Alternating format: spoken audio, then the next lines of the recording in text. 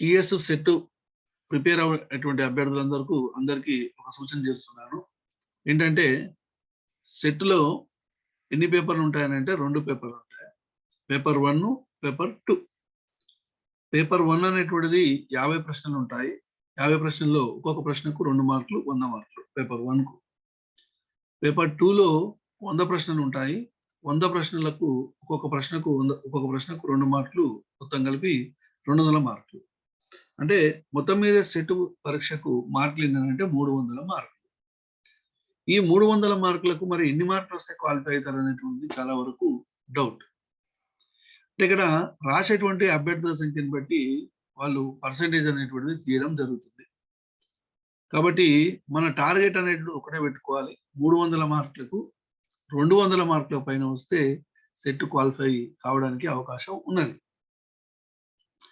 200 రావాలనంటే రావాల్సిందే, కంపల్సరీగా టార్గెట్ పెట్టుకోవాలి. యూజీసీ నెట్, ఈ టిఎస్ సెట్ 2 సేమా అని అంటే 2 సేమే. రాష్ట్రానికి సంబంధించినటువంటి నోటిఫికేషన్ల వరకేమో సెట్ 1కి వస్తుంది. భారతదేశానికి సంబంధించినటువంటి నోటిఫికేషన్ల వరకేమో నెట్ పనిచేస్తుంది. ఇప్పుడు ఏదో తమిళనాడులో డిగ్రీ కాలేజ్ లెక్చరర్ నోటిఫికేషన్ వచ్చింది. అప్పుడు నువ్వు తమిళనాడులో అప్లై చేయాలి. అప్లై చేయాలన్నప్పుడు నీకు వచ్చేటువంటి అర్హత పరీక్ష ఏంటంటే నెట్. కేవలము మన రాష్ట్రం వరకే అయితేనేమో అది సెట్. అర్థమవుతుందా? మన రాష్ట్రం వరకు అయితేనేమో సెట్. వేరే రాష్ట్రంలో, ఏ రాష్ట్రంలో మనం ఏదైనా పరీక్షకు అప్లై చేసినా కానీ దానికి అర్హత మాత్రం నెట్. చాలా వరకు ఏమంటారు, సెట్ ఉంది, నెట్ ఉంది. మరి సెట్ నెట్ వల్ల లాభాలు ఏంటంటే త్వరలో రాబోయేటువంటి డిగ్రీ కాలేజీ లెక్చరర్కు అర్హత, అంతే. డిగ్రీ కాలేజ్ లెక్చరర్ నోటిఫికేషన్ వస్తుందా అంటే వస్తుంది, తప్పకుండా వస్తుంది. గురుకుల అంటే రెసిడెన్షియల్ డిగ్రీ కాలేజ్ లెక్చరర్ వస్తుంది. అదేవిధంగా రెగ్యులర్ డిగ్రీ కాలేజ్ లెక్చరర్ వస్తుంది. చాలా పోస్టులు అనేటువంటివి ఉన్నాయి. ఎందుకంటే ఒకదానికి ఒకటి ఇవి మనకు వస్తూ ఉన్నాయి నోటిఫికేషన్లు. కాబట్టి తప్పనిసరిగా డిగ్రీ కాలేజ్ లెక్చరర్ నోటిఫికేషన్ రావడానికి అవకాశం ఉందండి. ఇంకొక విషయం ఏంటంటే ఇప్పుడు నేను చెప్పబోయేటువంటి సిలబస్ సంబంధించి ఈ సిలబస్ ఒకటి ప్రిపేర్ అయితే చాలు, మనకు అన్నిటికీ పనికొస్తుంది.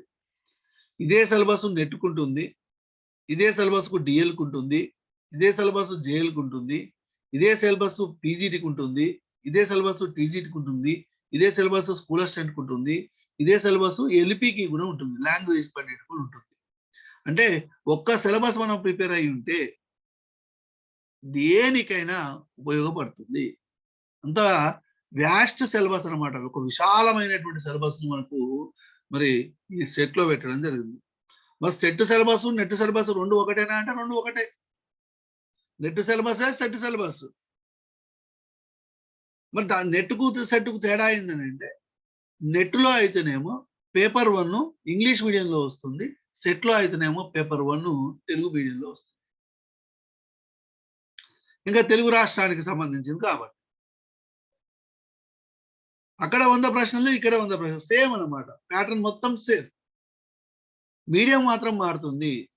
తెలుగులో వస్తుంది కాబట్టి మన తెలుగు అభ్యర్థులకు కొంచెం ఊరటగా మనం చెప్పొచ్చు. అర్థమవుతుందా? రైట్. మరి ఇప్పుడు ఒక్కసారిగా మనము సిలబస్ ఏముందో చూద్దాము. సిలబస్ చూసిన తర్వాత అందులో ఉన్నటువంటి అంశాలను మళ్ళీ ఎట్లా ప్రిపేర్ కావాలి, ఏ అంశాల మీద ప్రిపేర్ కావాలనేటువంటి మళ్ళీ తర్వాత నేను క్లాసులు అనేటువంటివి చెప్తానండి. ఓకే, మీ కొరకు సెట్ ఏ విధంగా ప్రిపేర్ కావాలి, సెట్ పరీక్షలో విజయం ఏ విధంగా సాధించాలి, ఎలాంటి మెలకువలు పాటిస్తే సెట్ లో మనం బయటపడడానికి అవకాశం ఉంటుందనే ఉద్దేశంతో ఈ అవగాహన తరగతులు అనేటువంటివి పెట్టడం జరిగింది. Okay, right. ఇప్పుడు మనం ఒకసారి సిలబస్ లోకి వెళ్దాం.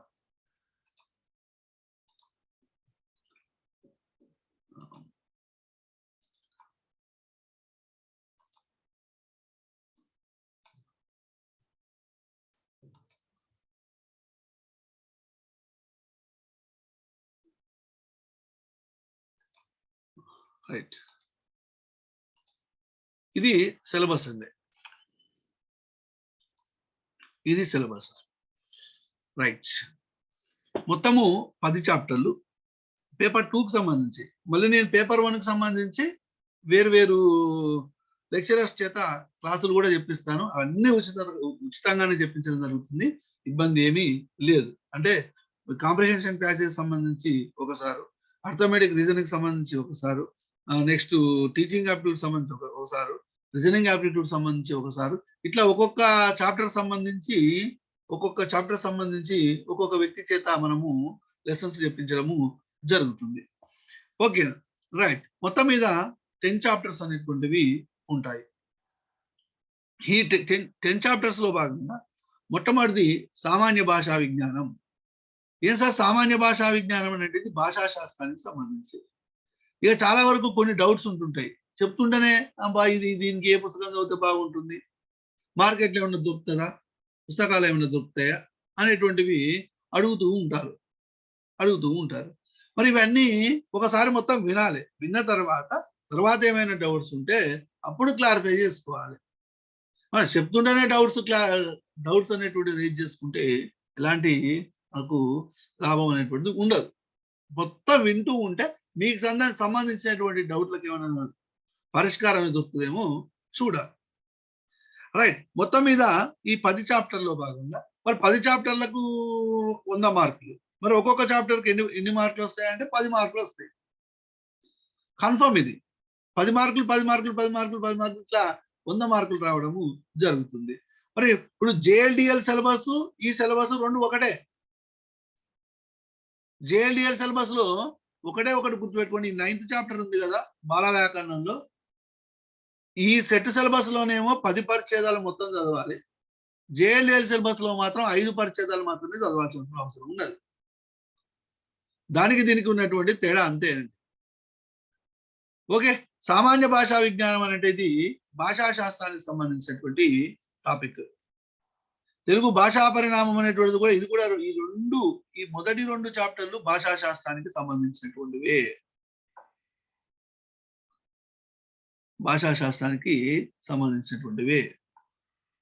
మొదటి 2 చాప్టర్లు. తర్వాత 3వ చాప్టర్ అనేటువంటిది ప్రాచీన తెలుగు సాహిత్య అధ్యయనము ప్రక్రియలు, అంటే ప్రాచీన సాహిత్య చరిత్రకు సంబంధించి అదేవిధంగా ప్రక్రియలు.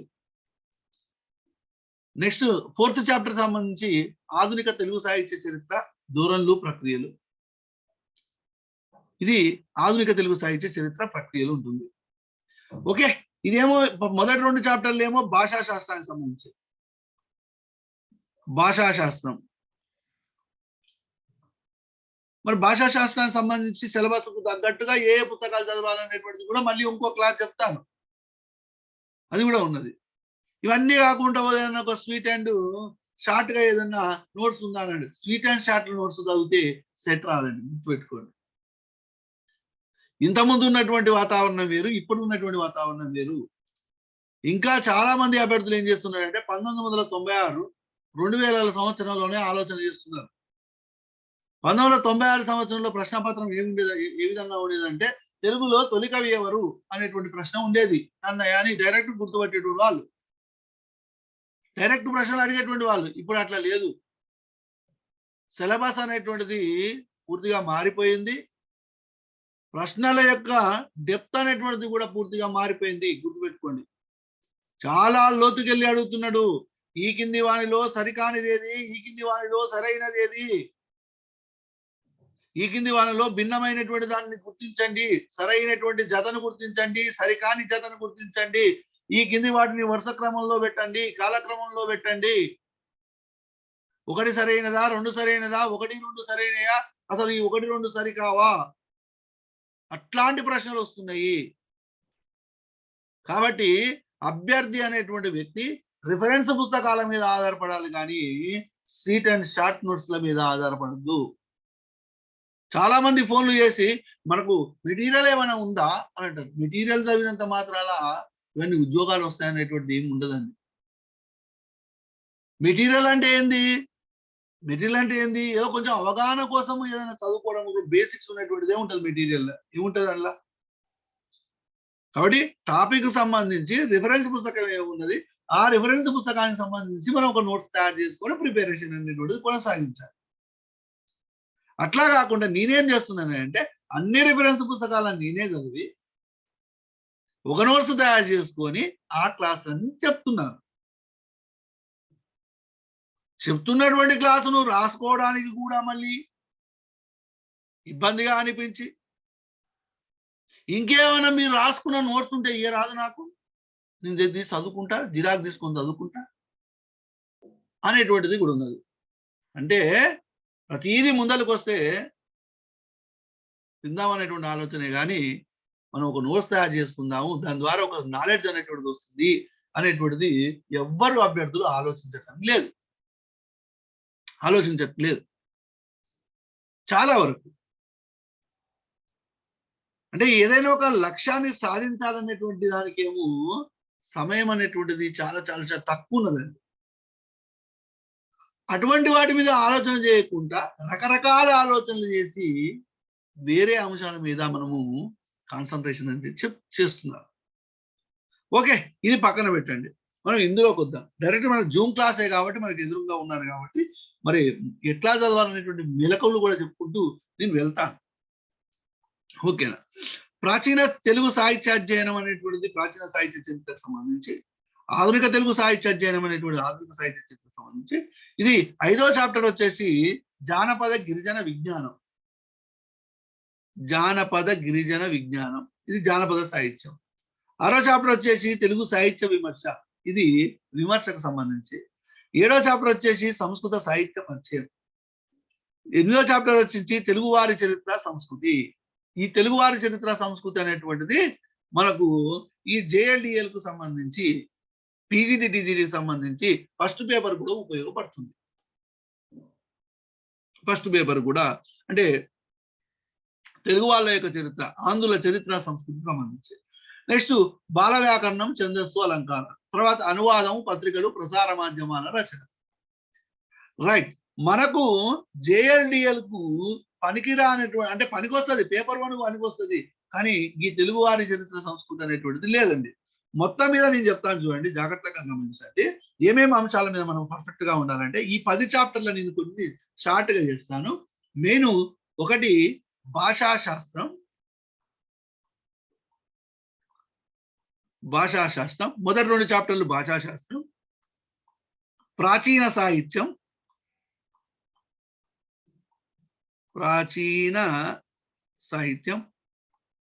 ఆధునిక సాహిత్యం,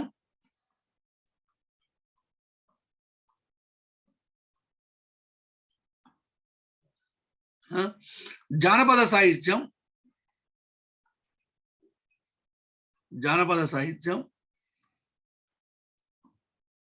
విమర్శ, సాహిత్య విమర్శ,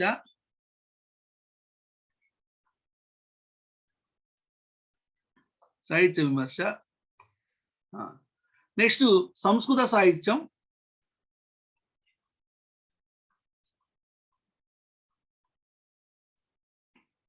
రైట్. ఈ చరిత్ర సంస్కృతి దీనికి సంబంధించి ఇది సాహిత్యేతర అంశం కాబట్టి, ఎందుకంటే పీజీ సిలబస్ లో ఉన్నది కాబట్టి ఇది తెలుగు వారి చరిత్ర సంబంధించి. బాల వ్యాకరణము కంపల్సరీ, వ్యాకరణం కిందకి వస్తుంది అన్నమాట. ఛందస్సు, అలంకారాలు ఇది. నెక్స్ట్ అనువాదం. ఈ అనువాదం అనేటువంటిది స్కూల్ అసిస్టెంట్ సిలబస్ లో ఉంది, తెలంగాణకు సంబంధించి స్కూల్ అసిస్టెంట్ సిలబస్ లో ఉంది, పీజీటీ టీజీటీ సిలబస్ లో లేదు. పత్రికలు అనేటువంటివి అన్ని జేఎల్డిఎల్ లో ఉంది, పీజీటీ టీజీటీలో ఉంది, అన్నిట్లలో ఉందండి పత్రికలు. ప్రసార మాధ్యమాల రచనలు అనేటువంటి పీజీటీ టీజీ సిలబస్ లో భాషా రూపాల్లో భాగంగా అందులో ఉన్నది. కాబట్టి ఇందులో ఏ ఒక్క టాపిక్ వదిలిపెట్టడానికి అవకాశం లేదు.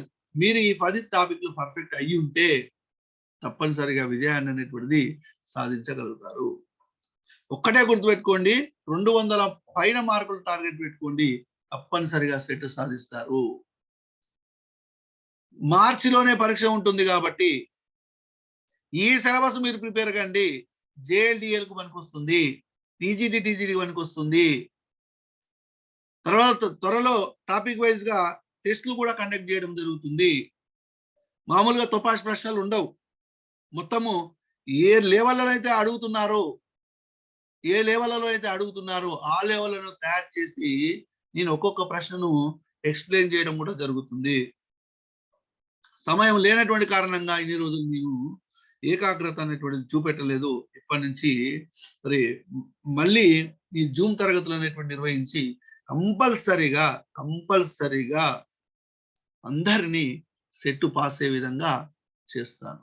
ఒకటే నేను చెప్పినట్టు చేయండి, తప్పనిసరిగా సెట్ పాస్.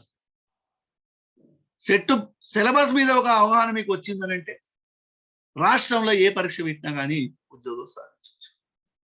గుర్తుపెట్టుకోండి, ఏ పరీక్ష పెట్టినా కానీ ఉద్యోగం సాధించవచ్చు.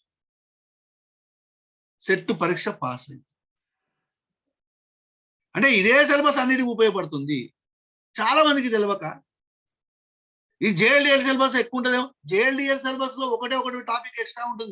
వేమనకు సంబంధించిన టాపిక్ ఎక్స్ట్రా ఉంటుంది. వేమన టాపిక్ మీద ఒక 5 మార్కులు రావడానికి అవకాశం ఉన్నది.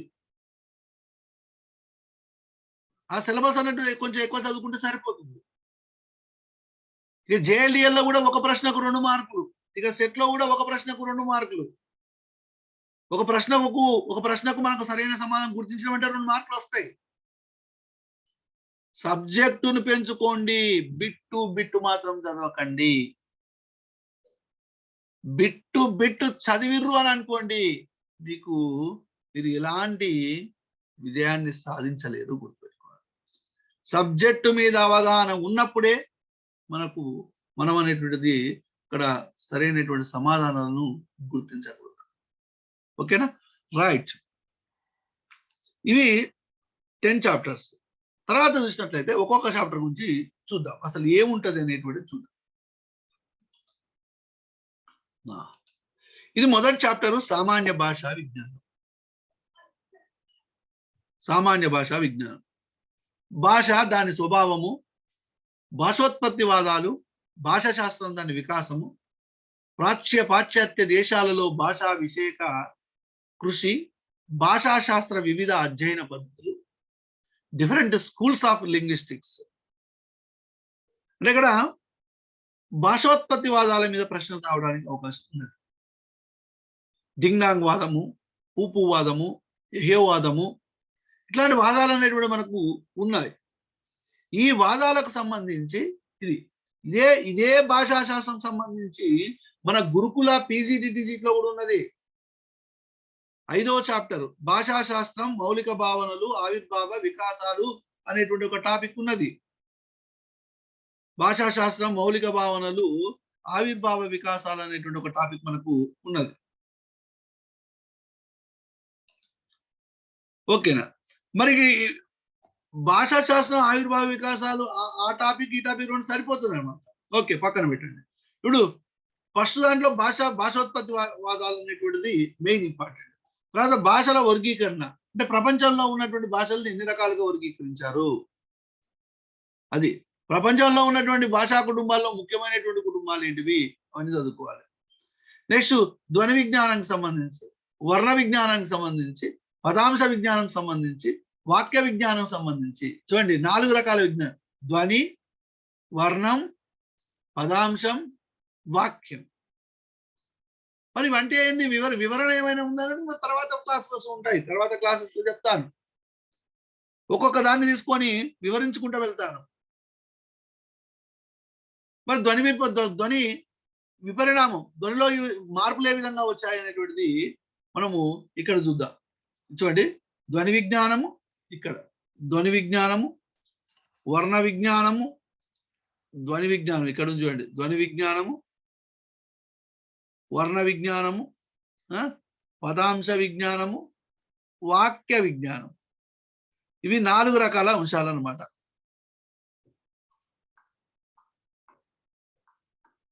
రైట్, 4 రకాల అంశాలు. ఈ 4 రకాల అంశాలు ఏ డౌట్ ఉన్నా కానీ మెసేజ్ చేయాలి. చెప్తుండనే హ్యాండ్ లేపడం అవన్నీ అవసరం లేదు.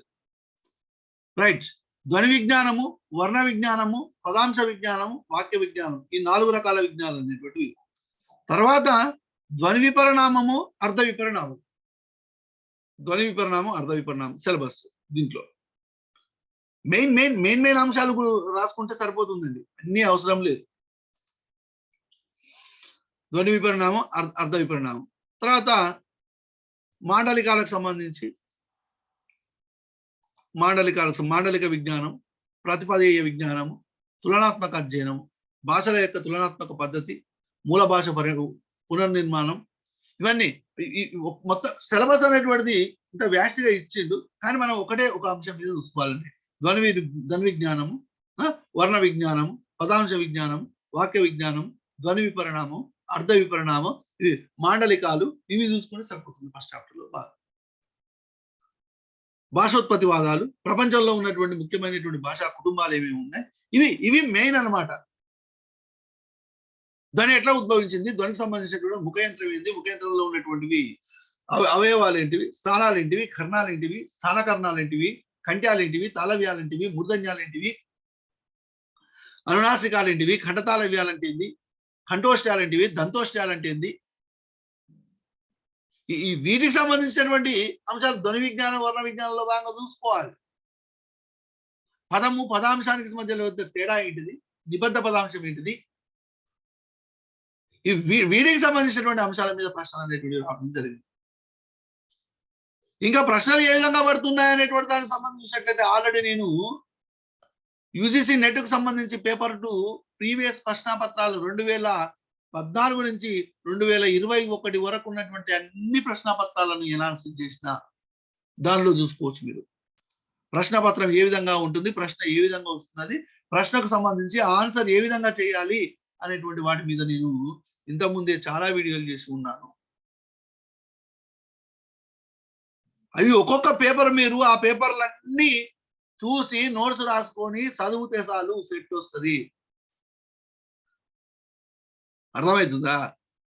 అవన్నింటినీ చూసుకొని నోట్స్ రాసుకుంటే ఇదే అంతా అయిపోయిన తర్వాత ఒక ఆమె ఫోన్ చేసి, సార్ వీటికి సంబంధించినటువంటి నోట్స్ మీ దగ్గర రాసుకున్నది ఏమైనా ఉంటే నాకు పంపరాదు సార్, నేను చదువుకు అంటే వీడియో చూసి రాసుకోవడానికి కూడా బద్ధకం అనేటువంటిది ఉన్నది. మరి అట్లాంటి సమయంలో విజయం సాధించడం ఎట్లా? ప్రస్తుత పోటీ ప్రపంచంలో విజయం సాధించాలని అంటే అందరికంటే కొంచెం ఎక్కువ కష్టపడితేనే విజయం అనేటువంటి సాధించగలుగుతాం. అట్లా కాకుండా మనం రెడీమేడ్ గా మనం చూడాలంటే చేయలేం. ఓకేనా? రైట్. ఇది మొదటి చాప్టర్ సంబంధించి. నెక్స్ట్ రెండో చాప్టర్ తెలుగు భాషా పరిణామం వికాసం.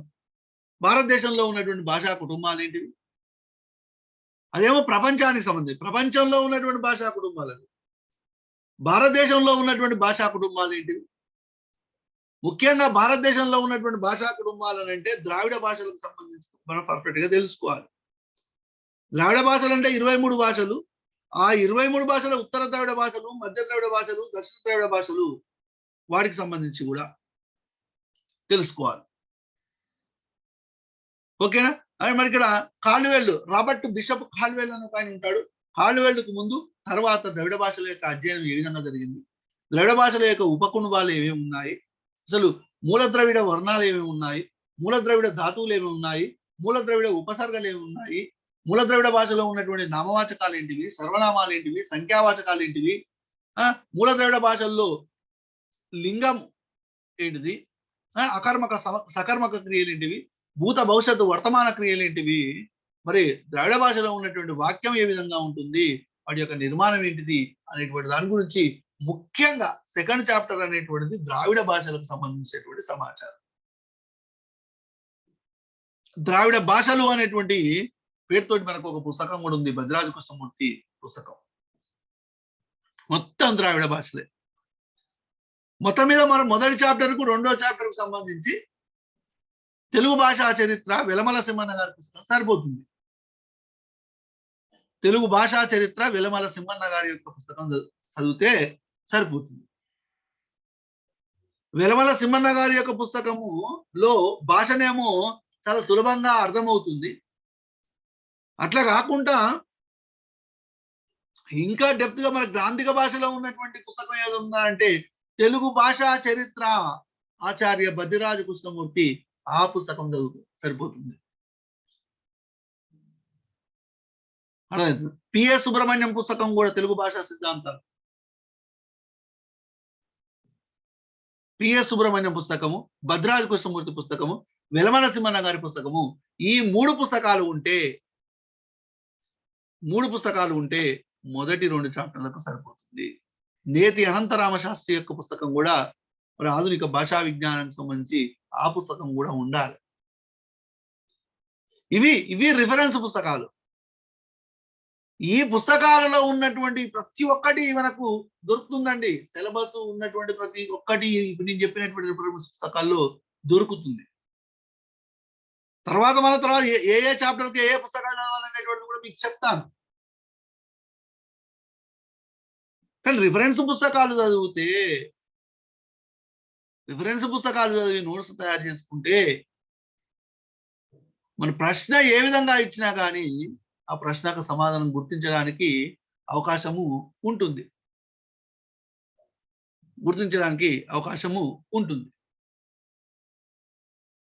అవి కాకుండా మనము బయట దొరికేటువంటి పుస్తకాల మీద ఆధారపడి ఉంటాం. బయట దొరికే పుస్తకాల్లో కూడా కొన్ని మంచి పుస్తకాలు ఉన్నాయి. కానీ అంతా సిలబస్ అనేటువంటిది కవర్ అనేటువంటిది కాలేదు. ఓకే, తెలుగు భాషలో సంధి, చారిత్రక పరిణామం, ఆధునిక తెలుగు మాండలిక భేదాలు, భాషా ప్రామాణీకరణ సమస్యలు, స్వర వ్యంజన సందులు, తెలుగు భాషా పద నిర్మాణము, వాక్య నిర్మాణము, పదబంధ నిర్మాణం, పదబంధ రీతులు, వాక్య భేదాలు, శబ్ద పల్లవ క్రియలు, సహాయక క్రియలు, విధి నిర్దేశక క్రియలు, కాల పురుష వచన బోధక ప్రత్యయాల స్వరూపాలు, ఇవన్నీ సెకండ్ చాప్టర్ సంబంధించి. మొత్తం మీద ఫస్ట్ చాప్టర్, సెకండ్ చాప్టర్ సంబంధించి భాషా శాస్త్రానికి సంబంధించినటువంటి చాప్టర్లో. కాబట్టి వెలమల సింహన్న గారి పుస్తకము, భద్రాజు కృష్ణమూర్తి గారి పుస్తకము, పిఎస్ సుబ్రహ్మణ్యం ఆధునిక భాషా శాస్త్ర సిద్ధాంతాలు, పిఎస్ సుబ్రహ్మణ్యం పుస్తకము, అదేవిధంగా నేతి అనంతరామ శాస్త్రి యొక్క పుస్తకము, ఈ 4 పుస్తకాలు ఉంటే ఈ మొదటి 2 చాప్టర్లకు సరిపోతుంది. మళ్ళొకసారి చెప్తా చూడండి. తెలుగు భాషా చరిత్ర భద్రాజి కృష్ణమూర్తి, ఆధునిక భాషా చరిత్ర వెలమల సింహన్న, ఆధునిక భాషా శాస్త్ర సిద్ధాంతాలు పిఎస్ సుబ్రహ్మణ్యం, ఆధునిక భాషా విజ్ఞానం నేతి అనంతరామ శాస్త్రి. ఓకే, నెక్స్ట్ 3వ చాప్టర్కి వచ్చేసినట్లయితే సాహిత్య చరిత్ర. ఈ ప్రాచీన సాహిత్య చరిత్ర 3వ చాప్టర్ మొత్తం ప్రాచీన సాహిత్య చరిత్ర, అదేవిధంగా ప్రక్రియలు. మరి ఇది గురుకుల పీజీటీసీ సిలబస్, జేఎల్డిఎల్ సిలబస్ లో ఫస్ట్ సంప్రదాయ సాహిత్యం అని ఇచ్చిండు. అదే ఇది సాహిత్య చరిత్ర, అధ్యయన పద్ధతులు, యుగ విభజన సమస్యలు, సాహిత్య చరిత్రకారులు, యుగ విభజన రీతులు, సాహిత్య శిల్ప సమీక్ష తీసుకుంటే సరిపోతుంది. పింగళి లక్ష్మీకాంతం గారి పుస్తకం ఈ టాపిక్ సంబంధించి. ప్రాంగణన్నయ్య యుగ కవితా విశేషాలు, నన్నయ్య భారత రచనకు దారి చూపించేటువంటి శాసన శైలి విశేషాలు, కవిత్రయ భారత రచన కాలం నాటి సామాజికత, మత, రాజకీయ పరిస్థితులు, ఇదొకటి. నెక్స్ట్ కవిత్రయం వారి యొక్క రచనలు, నన్నయ్య, తిక్కన, ఎర్రన యొక్క రచనలు, కవితా లక్షణాలు, అనువాదం ఎట్లా చేసిరు, తిక్కన హరిహరనాథ తత్వము, సమకాలీన కవుల కావ్యాలు వాటి విశేషాలు.